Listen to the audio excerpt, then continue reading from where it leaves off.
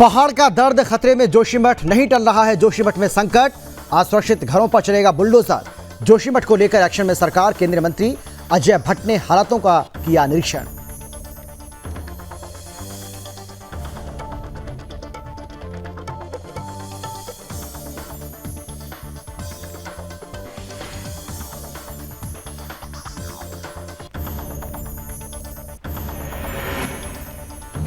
राज्य महिला आयोग की अध्यक्ष कुसुम कंवल ने अपने कार्यकाल के 1 साल पूरा होने पर की पत्रकार वार्ता। कुसुम कंवल ने कहा, महिला नीति को लेकर गंभीरता से किया जा रहा है काम।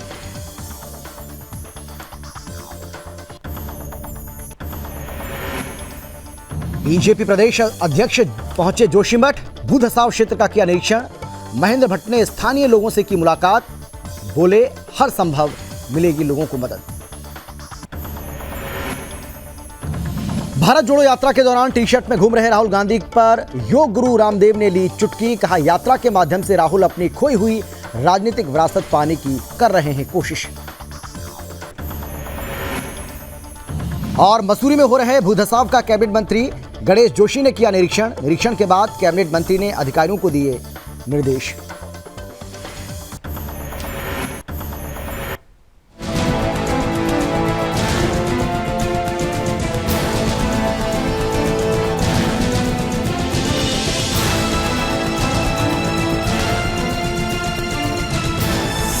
आप देख रहे हैं सुदर्शन न्यूज।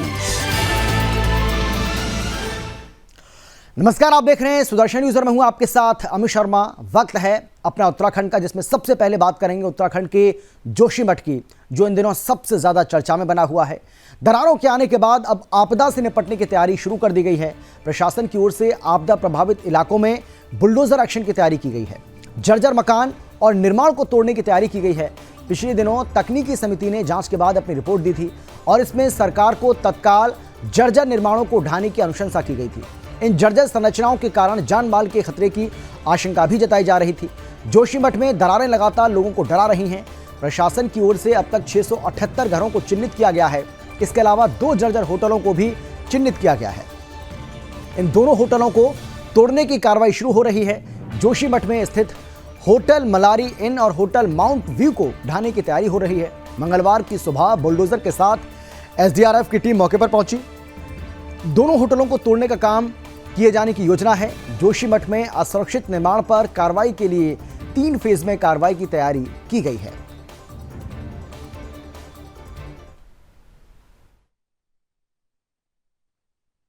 देखिए, हमने सभी लोगों से अनुरोध किया है कि ये समय सबको मिलजुल कर जोशीमठ को बचाने का समय है। सब लोग एक टीम के रूप में काम करें। सभी लोग मिलकर, सरकार है, सामाजिक संगठन है, राजनीतिक संगठन है, हमारी सबकी पहली प्राथमिकता है कि जोशीमठ शहर बचना चाहिए और लोगों की जान माल की सुरक्षा होनी चाहिए।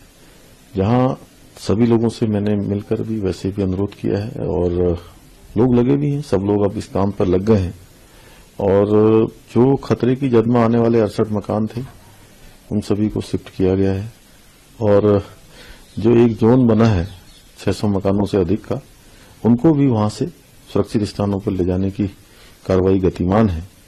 और माननीय प्रधानमंत्री जी भी लगातार इसकी समीक्षा कर रहे हैं। लगातार व्यक्तिगत रूप से वो जानकारी ले रहे हैं और उन्होंने हर संभव यहां पर मदद का, हमको सहायता का आश्वासन दिया कि हर प्रकार से सहायता होगी।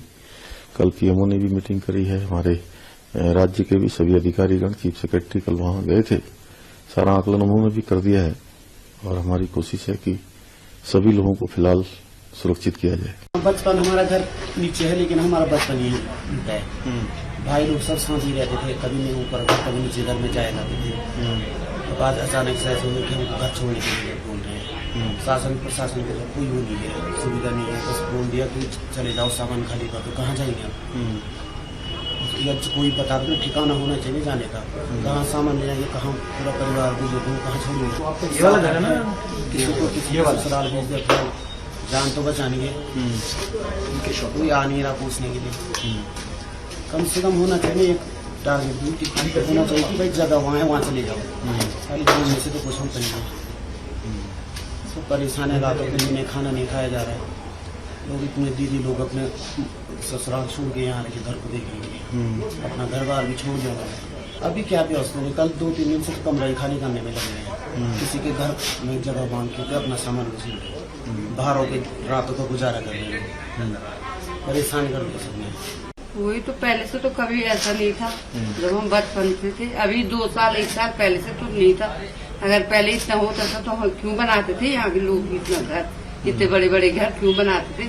पहले सबके मिट्टी के घर थे, सबने अपने कमाई की तो ये घर बनाई। और मेरी शादी हो गई थी 19 साल में, मेरी माँ भी इस समय 80 साल है। भैया लोग मेरे, भैया बड़ा भैया मेरा टीचर है। तो कितने सालों से घर है आपका ये? हमारे ये घर 60 साल से। 60 साल से। लेकिन 60 साल का जो आशियाना था वो एक पल में खत्म हो गया। कहाँ जाएंगे, कहीं अभी तो रखेंगे कहीं सुरक्षित जगह पे सामान। अभी तो कुछ मदद नहीं है सरकार से, कुछ नहीं, कोई मदद नहीं, कुछ नहीं। खाली कर दो, रेड मार्क का चिन्ह लगाया और वो के खाली कर दो। मतलब ये क्रॉस के निशान लगा दिए। हाँ जी। तकलीफ तो काफ़ी है और हमको भी तकलीफ होती है कि हम किराए के घर को भी छोड़ते हैं तो भावुक हो जाते हैं। लोगों ने गाड़ी कमाई से अपने मकान बनाए थे और उसके बाद आज छोड़ना पड़ रहा है, मजबूरी है, क्योंकि सरकार की जिम्मेदारी है कि बच्चे बच्चे को बचाना, हर परिवार को बचाना, जान माल की सुरक्षा हमारी प्राथमिकता है।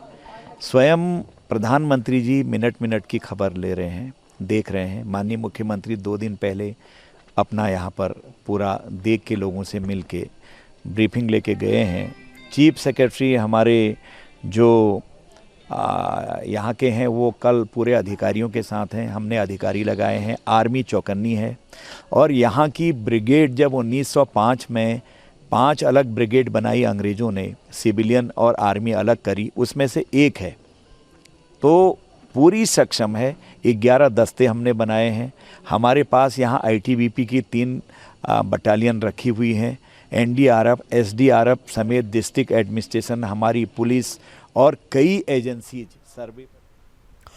राज्य महिला आयोग की अध्यक्ष कुसुम कंडवाल ने अपने कार्यकाल के 1 साल पूरा होने पर प्रेस वार्ता का आयोजन किया। प्रेस वार्ता के दौरान आयोग के अध्यक्ष कुसुम कंडवाल ने बताया कि आयोग महिला नीति को लेकर गंभीरता से काम कर रहा है और उत्तराखंड में 8 मार्च तक महिला नीति बनाकर तैयार हो जाए, ऐसा प्रयास भी किया जा रहा है।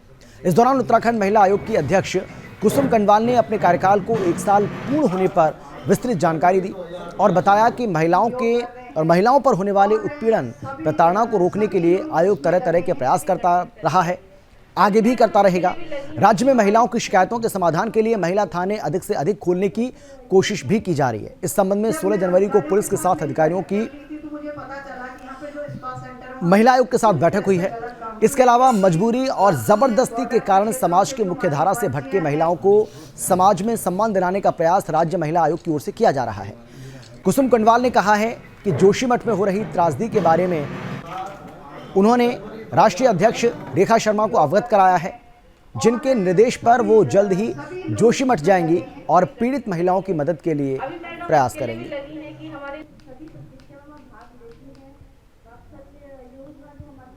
जब मैं अधिकारियों के साथ मेरी बैठक चल रही थी तो मुझे पता चला कि यहाँ पे जो स्पा सेंटर है वहाँ पे पूरी तरह पहली बार उत्तराखंड 22 साल हो गए हैं और महिला नीति अभी तक बनी नहीं है।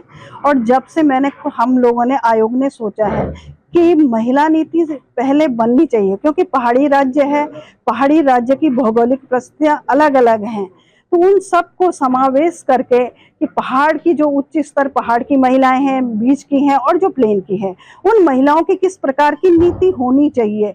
इस नीति में हमारा पहला ड्राफ्ट हम लोगों ने डिस्कस हो चुका है और हम जनता के सुझाव के लिए उसे दे रहे हैं। और बहुत सारे सुझाव हमारे पास आए हैं, दूरस्थ क्षेत्रों के सुझाव हमारे पास आए हैं और आप सबके माध्यम से मैं कहना चाहूँगी कि ये सुझाव हमारे पास आए हैं किस प्रकार से, जैसे कि पहाड़ में अगर महिला रहती है। उत्तराखंड के जोशीमठ में हो रहे भूधसाव को लेकर बीजेपी के प्रदेश अध्यक्ष महेंद्र भट्ट जोशीमठ का निरीक्षण करने पहुंचे। इस दौरान प्रदेश अध्यक्ष ने स्थानीय लोगों से मुलाकात भी की, साथ ही उनका हालचाल जाना। इस दौरान प्रदेश अध्यक्ष के सामने लोगों ने भूधसाव के बारे में बताया।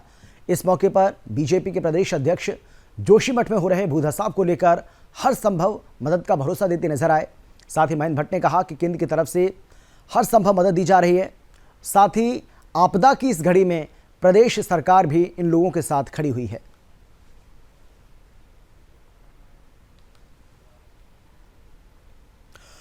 कांग्रेस के भारत जोड़ो यात्रा के दौरान राहुल गांधी टी शर्ट में घूमते नजर आ रहे हैं। इस पर काफी राजनीति भी हो रही है। वहीं योग गुरु बाबा रामदेव ने इस पर चुटकी लेते हुए कहा है कि राहुल गांधी ने टी शर्ट के अंदर इनर पहनी हुई है और इसीलिए उन्हें ठंड नहीं लगती है।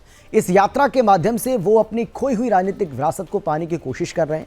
वहीं राहुल गांधी द्वारा दिया गया बयान कि ये देश तपस्वियों का है, पुजारियों का नहीं, इसको लेकर रामदेव ने राहुल गांधी को नसीहत देते हुए कहा कि इस तरह के बयानों से उनकी छवि धूमिल होती है। वो जिस तरह से भारत जोड़ने की बात कर रहे हैं, ऐसे बयान से भारत तोड़ने की बात होती है। साथ ही योग गुरु ने कहा कि राहुल गांधी ने टी शर्ट के नीचे इनर पहनी हुई है। ठंड में ज़्यादा कपड़े पहनने की ज़रूरत नहीं होती है। हमने तो जीवन भर ठंड हो या फिर गर्मी सिर्फ 2 ही कपड़े पहने हैं। राहुल गांधी इस यात्रा के माध्यम से अपनी खोई हुई राजनीतिक विरासत को पाना चाहते हैं। ये सबका लोकतांत्रिक अधिकार है। अगर राहुल गांधी ऐसा करना चाहते हैं तो वो कर सकते हैं, स्वतंत्र है।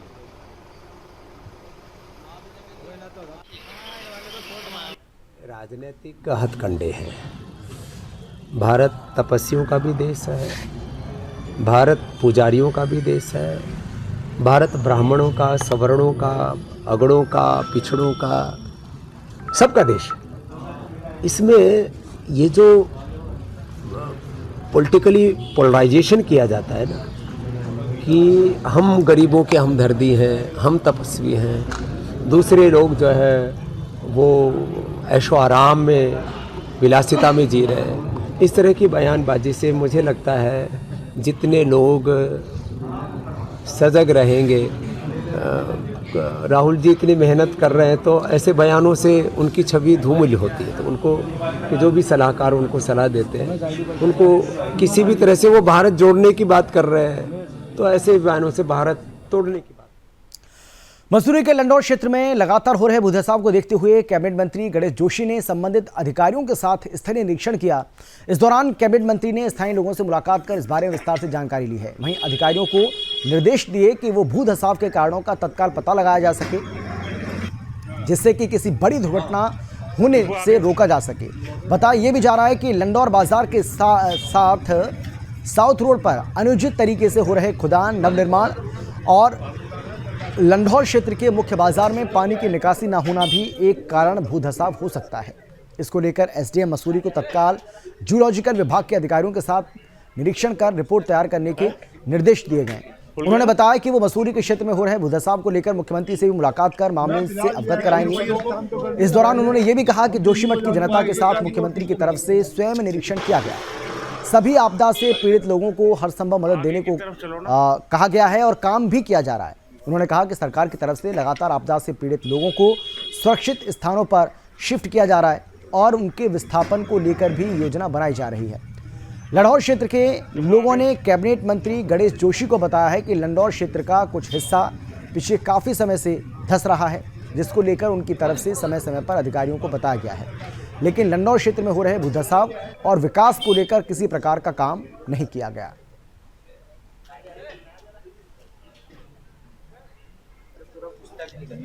मैंने मौके का निरीक्षण किया है और 1:30 बजे भू वैज्ञानिकों को हमने यहाँ पर बुलाया है। वो भी जांच करके अपनी रिपोर्ट देंगे। और जैसा मुझे बताया गया कि 82 से लेकर 92 तक वाडिया इंस्टीट्यूट ने कोई यहाँ पर सर्वे किया था, कोई एडवाइजरी जारी की थी और शायद उस एडवाइजरी पर काम नहीं हुआ, जिसकी वजह से आज इस स्टेज पर ये पहुँच गया है कि जो लोगों की फाउंडेशन है वो जगह छोड़ रही हैं, कई जगह काफ़ी धसाव हो गया है। और कुछ ये बताया गया कि नीचे जो अनुचित विकास यहाँ पर हो रहा है, कि पार्किंग खुदाई हो रही है, उससे भी ये हो सकता है। तो मैंने अभी अधिक निश्चित किया कि तुरंत ये पार्किंग के काम तो आप तुरंत रोकें, कंस्ट्रक्शन के काम को तुरंत रोकें और जब वैज्ञानिक की रिपोर्ट आएगी तो उसके अनुसार जो कार्रवाई की जाएगी। और मैं जाकर अपने जो अधिकारियों से बातचीत करूँगा, माननीय मुख्यमंत्री जी का संज्ञान भी इस मामले को। प्रयाग में बहुगुणा नगर में लगातार भूधसाव हो रहा है। स्थानीय लोगों के आवासीय मकानों पर लंबी लंबी दरारें पड़ने से स्थानीय लोगों की आंखों में आंसू थमने का नाम नहीं ले रहे हैं। आखिर अपनी जीवन भर की जमा पूंजी जिस आवासीय मकान पर लगाई, भूधसाव से कभी जमींदोज हो सकती है। वहीं भूधसाव को लेकर स्थानीय लोगों ने धरना प्रदर्शन भी किया है। इस दौरान ग्रामीणों ने सरकार से विस्थापन करने की मांग की है। भूधसाव को लेकर उत्तराखंड के सीएम पुष्कर सिंह धामी हर स्थानीय लोगों को हर संभव मदद का भरोसा दे रहे हैं। साथ ही केंद्र सरकार की तरफ से भी मदद की जा रही है।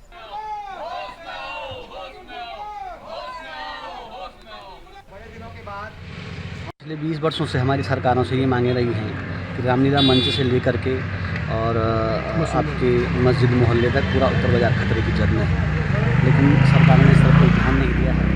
2010 में सरकार के द्वारा जो है प्रशासन के द्वारा नोटिस दिए गए थे कि आप लोगों को अपने घर खाली करने हैं, लेकिन उसके बावजूद भी आज तक जो है इसमें आगे कोई कार्यवाही नहीं की गई है। अब क्या मांगे आप लोगों से? अगर शीघ्रता से सरकार के द्वारा ऊपर बाजार को बचाने के लिए पुनर्वास या स्थापन के लिए कोई कार्रवाई नहीं की जाती है तो हम लोग एक बड़े आंदोलन के लिए मजबूर होंगे। मैं आपके माध्यम सरकार को बोलना चाहता हूं कि 2010 में रामलीला मैदान से लेकर मस्जिद मोहल्ले तक कम से कम 30 परिवारों को मकान खाली करने के निर्देश दिए गए थे। हम आपदाग्रस्त थे, लेकिन 2010 से 2023 के बीच 4 सरकारें आ गई है और 9 मुख्यमंत्री आ गए हैं इस प्रदेश के अंदर, लेकिन आज तक हमारे सुध लेने वाला कोई भी नहीं है। मुझे लगता है कि यह जो प्रदेश है ये नेताओं के लिए नहीं बना हुआ है, आम जनमानस के लिए प्रदेश नहीं बना हुआ है। क्या चाहते हैं आप लोग? हम चाहते हैं कि इसमें तुरंत ट्रीटमेंट किया जाए। हनुमान मंदिर से लेके और मस्जिद मोहल्ले के बीच अगर इसका उचित ट्रीटमेंट नहीं किया जाएगा तो मुझे लगता है कि आने वाले समय में कई मकान जमींदार हो जाएंगे और फिर सरकार होश में आएगी कि हमारे मकान लटक जाएंगे। मुझे लगता है कि तुरंत इसका ट्रीटमेंट सरकार को तुरंत कर देना चाहिए। खबर जनपद उधम सिंह नगर के खटीमा से है। खटीमा तहसील क्षेत्र के झनकैया थाना क्षेत्र के समीप स्थित विवादित जमीन पर बसे कॉलोनी के मामले में हाईकोर्ट के आदेश के क्रम में खटीमा वन विभाग के उप प्रभागीय वनाधिकारी संतोष कुमार पंत और खटीमा तहसीलदार शुभांगिनी के नेतृत्व में वन विभाग और राजस्व विभाग की टीम की तरफ से संयुक्त सर्वे का काम शुरू कर दिया गया। आपको बता दें कि पूर्व में बगुलिया गांव के एक व्यक्ति निर्मल सिंह की तरफ से कश्मीर सिंह पर वन विभाग की जमीन पर अतिक्रमण करके अवैध रूप से विक्रय कर कॉलोनी बसाने का आरोप लगाते हुए हाईकोर्ट में याचिका दायर की गई, जिस संदर्भ में माननीय हाईकोर्ट ने संयुक्त सर्वे का आदेश जारी किया था, जिसके क्रम में वन विभाग और राजस्व विभाग की टीम ने मौके पर पहुंचकर संयुक्त रूप से मौके का मुआयना किया। खटीमा तहसीलदार शुभांगिनी ने यह बताया है कि एक व्यक्ति द्वारा वन विभाग की जमीन पर अवैध रूप से अतिक्रमण की शिकायतें की गई थी, जिस पर उच्च न्यायालय की तरफ से संयुक्त निरीक्षण का आदेश दिया गया था। इसी क्रम में वन विभाग और राजस्व विभाग संयुक्त सर्वे करा रहा है।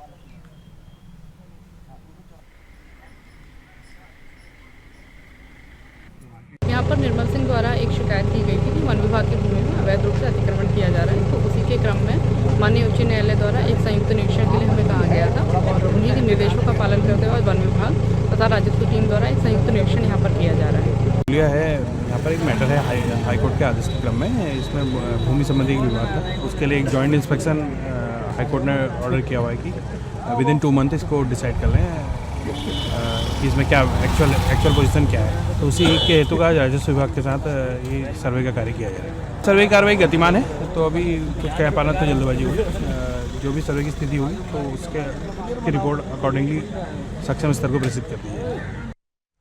जोशीमठ आपदा में प्रभावित लोगों की मदद के लिए जहां कई स्वयंसेवी संस्थाएं आगे आ रही हैं, वहीं हरिद्वार जिला प्रशासन ने भी आपदा प्रभावितों को राहत देने के लिए 2500 कंबल और 1000 फूड पैकेट्स रवाना किए। हरिद्वार के भल्ला कॉलेज में डीएम शंकर पांडे ने राहत सामग्री से लदे इन ट्रकों को हरी झंडी दिखाकर रवाना किया। डीएम विनय शंकर पांडे ने लोगों से अपील की है कि वो आपदा की इस घड़ी में आगे आएं और जोशीमठ में प्रभावित परिवारों की मदद करें। डीएम विनय शंकर पांडे का कहना है कि मुख्यमंत्री के निर्देश पर जोशीमठ के लिए हमारे द्वारा राहत सामग्री रवाना की गई, जिससे वहां रह रहे लोगों को किसी प्रकार की दिक्कत का सामना ना करना पड़े। हमारी तरफ से 2500 कंबल और 1000 फूड पैकेट्स भी भेजे गए। जोशीमठ के डीएम से लगातार हम संपर्क में हैं और जैसी भी उनकी डिमांड होगी उसके हिसाब से आगे भी हमारे द्वारा राहत सामग्री भेजी जाएगी।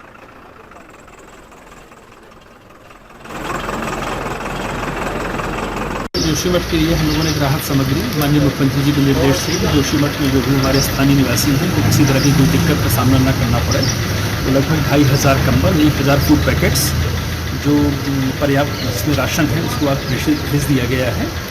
और वहाँ के डीएम से हम लोग लगातार संपर्क में हैं। आज मेरी इनसे बात हुई थी और जैसी भी इनकी डिमांड होगी वहाँ से यहाँ पर और भी सामान हम लोग एकत्रित करके स्टोर करा रहे हैं, उसको प्रेषित किया जाएगा।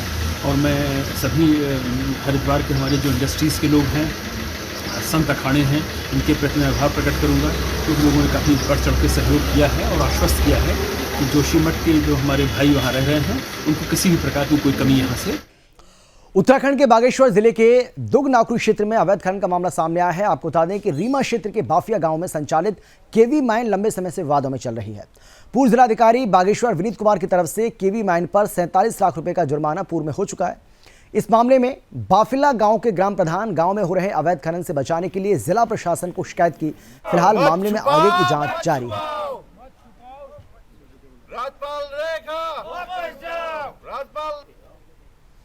उत्तराखंड के सितारगंज में पुलिस प्रशासन को बड़ी कामयाबी हाथ लगी है। आपको बता दें कि सितारगंज में एसडीएम तुषार सैनी की कई दिनों से कार से रेकी कर रहे युवक को पुलिस ने गिरफ्तार कर लिया है। आपको बता दें कि एसडीएम ने पुलिस को इस बात की सूचना दी थी कि आरोपी कई दिनों से उनके आवास कार्यालय के आसपास भटक रहा है। एसडीएम तुषार सैनी ने बताया कि कुछ दिनों से कार सवार संदिग्ध उनके सरकारी आवास कार्यालय के आसपास उनकी रेकी कर रहा था। आरोपित की हरकतों से एसडीएम तुषार सैनी घबरा गए।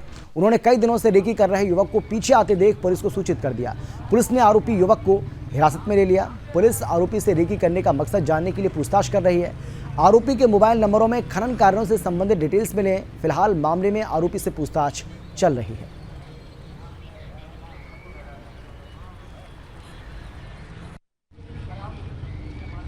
लोग हैं जो लगातार सरकारी गाड़ियों का पीछा कर रहे हैं और अधिकारियों की सूचना खनन माफियाओं को देने की शिकायत प्राप्त हो रही थी। इसी के क्रम में ये गाड़ी को हमने अभी जो है इस पर कार्रवाई की है और एक व्यक्ति को भी इसमें अभी जो है वो संदेह के घेरे में है। ऐसा है कि इसमें हमें जैसे जैसे शिकायतें प्राप्त हो रही हैं और हमारे ऑफिस के पास भी कुछ लोग लगातार संदिग्ध लोग घूम रहे हैं। जो भी इस तरह के कार्य उत्तराखंड के मध्य महेश्वर घाटी की सीमांत गांव गड़गू से लगभग 3 किलोमीटर दूर आगामी 18 और 19 जनवरी को लगने वाले 2 दिवसीय जाख मेले की तैयारियां शुरू कर दी गई हैं। आपको बता दें कि बीते 2 सालों में वैश्विक महामारी कोरोना संक्रमण के कारण जाख मेला सादगी से मनाए जाने के चलते इस बार जाख मेले के आयोजन को लेकर ग्रामीणों में भारी उत्साह बना हुआ है। दरअसल युगों से चली आ रही ये परंपरा और इस परंपरा के अनुसार जाख राजा के चल विग्रह उत्सव डोली गड़गू गांव में भक्तों को आशीष देकर खेत खलिहानों में नृत्य करने के बाद सुरम्य मखमली बुग्यालों के लिए रवाना होती है। साथ ही डोली के सुरम्य मखमली बुग्यालों में पहुंचने के बाद पूजा अर्चना कर सामूहिक भोज बनाकर जाख राजा को अर्पित करते हैं। इस मामले को लेकर ग्रामीणों की तरफ से पूरी तैयारी की जा रही है।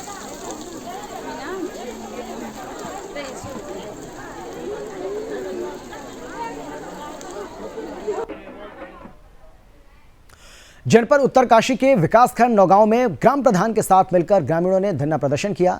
इस दौरान ग्राम प्रधान मनरेगा में ऑनलाइन वर्क मोबाइल मॉनिटरिंग को लेकर प्रधान संगठन नाराज है। आपको बता दें कि पहाड़ों में नेटवर्क की असुविधा होने के चलते ये ऑनलाइन मोबाइल मॉनिटरिंग सिस्टम में भारी परेशानी होती है, जिससे विकास के कार्य बाधित होते हैं। प्रधान संगठन ने खंड विकास अधिकारी को ज्ञापन सौंपा और जल्द मामले में उचित कार्रवाई की मांग भी की।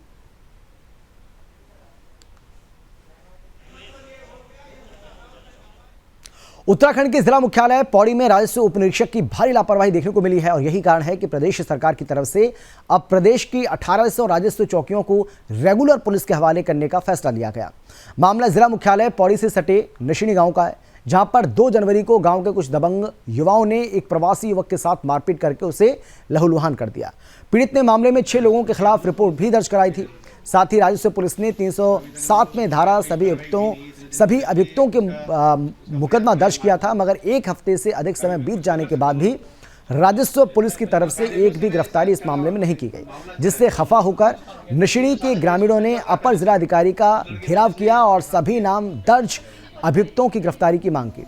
इस पूरे मामले में तहसीलदार पौड़ी हरेंद्र खत्री ने बताया है कि उनकी तरफ से ग्रामीणों से 2 दिन का समय मांगा गया और 2 दिन के भीतर सभी 6 नामजद अभियुक्तों की गिरफ्तारी दर्ज की जाएगी।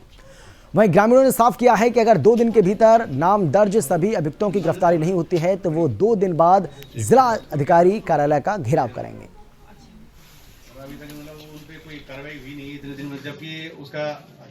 सब पुलिस पटवारी के द्वारा जो है विवेचना की जा रही है।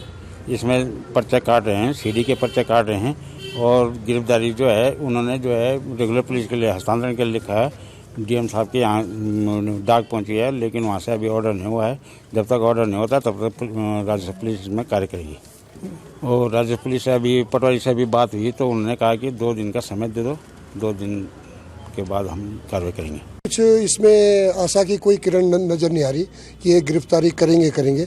मेरा बोलने का मतलब आज हम सब ग्रामीण यहाँ पे पहुँचे हैं, इसलिए पहुँचे कि ताकि जो इस टाइप के तत्व हैं जो गांव के अंदर मतलब इस टाइप का उग्रवाद फैला रहे हैं उनको तुरंत अरेस्ट होना चाहिए और उनको जेल की सलाखों के पीछे जाना चाहिए। अब ये जो अभी थे चौहान जी, इन्होंने क्या बोला क्या नहीं बोला, ये कितने दिनों में कार्रवाई करेंगे मैं इसके बारे में तो बता नहीं पाऊंगा, मगर यदि 2 दिन के अंदर अरेस्ट हो सकते हैं तो मैं समझूंगा कि प्रशासन इसके ऊपर कार्रवाई कर रहा है। तो फिर ये भैया ये जो जिस बच्चे पे मतलब मारपीट का केस है, इसकी प्राइवेट नौकरी है, इसने प्राइवेट नौकरी में जाना भी है, अब बेचारी इसकी बीवी भी है, बहुत परेशान है, छोटे बच्चे भी हैं। अब ये प्रशासन क्या कार्रवाई करता है अब ये तो 2 दिन के बाद फिर आपके सामने फिर। जनपद उत्तरकाशी में गंगोरी संगम चट्टी गजोली मोटर मार्ग के सुधारीकरण की मांग को लेकर 3 दिन से चल रहा धरना समाप्त हो गया। प्रभारी डीएम गौरव कुमार और पीजीएसवाई के अधिशासी अभियंता के आश्वासन के बाद 80 गंगा घाट के ग्रामीणों ने धरना समाप्त कर दिया। आपको बता दें कि जिला मुख्यालय से मात्र 5 किलोमीटर की दूरी पर होने के बाद भी गंगोरी गजोली मोटर मार्ग कई सालों से बदहाल है, जिसके चलते पूरे क्षेत्र के 7 गाँव में पीएमजीएसवाई के खिलाफ आक्रोश देखने को मिल रहा है। लेकिन प्रभारी डीएम गौरव कुमार और पीएमजीएसवाई के अधिशासी अभियंता के आश्वासन के बाद धरने को समाप्त कर दिया गया। ये नहीं देखा कि पानी कहाँ पे आ रहा है, कहाँ पे बनना चाहिए। तो सर ये है कि गंगा घाटी के ग्रामीण कई दिन से धरने पर थे। उनके द्वारा जो मुख्य मांग थी, जो उनका संपर्क मार्ग है गंगोरी से डोडी ताल का, जो पीएमजीएसवाई के अंतर्गत आता है और जिस पर क्वालिटी वर्क नहीं किया गया था, उनके द्वारा ऐसा कहना था और उनके द्वारा रीटेंडर की मांग की जा रही थी। तो इसमें माननीय जिलाधिकारी महोदय द्वारा भी और हमारे द्वारा भी और विभाग के द्वारा भी चीफ इंजीनियर साहब से वार्ता की गई, जिसके क्रम में रीटेंडर का एडवर्टाइजमेंट जारी हो गया है और उसके 6 महीने के अंतर्गत इस रोड को पूरा करने का लक्ष्य रखा गया है। उत्तराखंड के बहुचर्चित अंकिता हत्याकांड के 3 आरोपियों के नार्को और पॉलीग्राफ टेस्ट कराने से संबंधित मामले में सुनवाई हो रही है। वहीं अंकिता भंडारी की माता और पिता ने केस की पैरवी करने वाले सरकारी वकीलों की कार्यशैली पर प्रश्न चिन्ह लगाया है। उनका कहना है कि सरकारी वकील ही आरोपियों को बचाने की कोशिश कर रहे हैं। आपको ये भी बता दें कि जनपद पौड़ी जिले के नांदलस्सू पट्टी के श्रीकोट की रहने वाली अंकिता भंडारी, जिनकी 19 साल उम्र थी, ऋषिकेश के बैराज चीला मार्ग पर गंगा भोगपुर में स्थित वनत्रा रिजॉर्ट में रिसेप्शनिस्ट की नौकरी करती थी। अंकिता इस रिजॉर्ट में 28 अगस्त 2022 से नौकरी कर रही थी।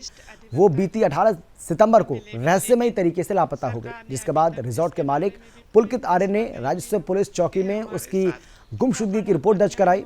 22 सितंबर तक अंकिता का कुछ पता नहीं चला। इसके बाद मामला लक्ष्मण झूला थाना पुलिस को ट्रांसफर कर दिया गया। बीती 24 सितंबर 2022 को अंकिता का शव चीला बैराज से बरामद हुआ था। इसके बाद वनत्रा रिजॉर्ट के मालिक पुलकित आर्य, अंकित और सौरभ को गिरफ्तार किया गया। तीनों इस समय जेल में बंद हैं। अंकिता भंडारी हत्याकांड की जांच पुलिस के साथ ही एसआईटी भी जो है वो कर रही है और एसआईटी 500 पन्नों की चार्जशीट कोर्ट में पेश कर चुकी है।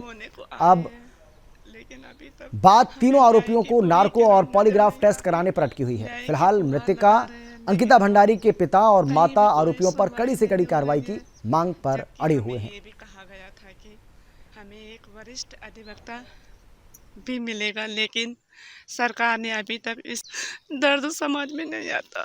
अगर ये मैं पूछती हूँ, अगर ये सजवाण की बेटी होती तो क्या सजवाण तब भी यही करता? जबकि हमें ये भी कहा गया था कि हमें एक वरिष्ठ अधिवक्ता भी मिलेगा, लेकिन सरकार ने अभी तक इसके बारे में भी कोई फैसला नहीं लिया। ये हमारे साथ कितना बड़ा अन्याय हो रहा है। 4 महीने होने को आए हैं, लेकिन अभी तक हमें न्याय की कोई किरण नजर नहीं आती। न्याय की गुहार लगा रहे हैं, लेकिन हमारे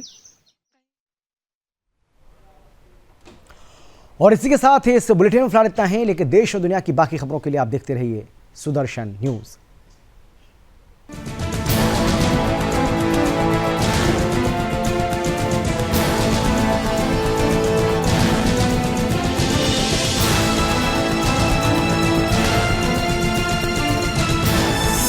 आप देख रहे हैं सुदर्शन न्यूज।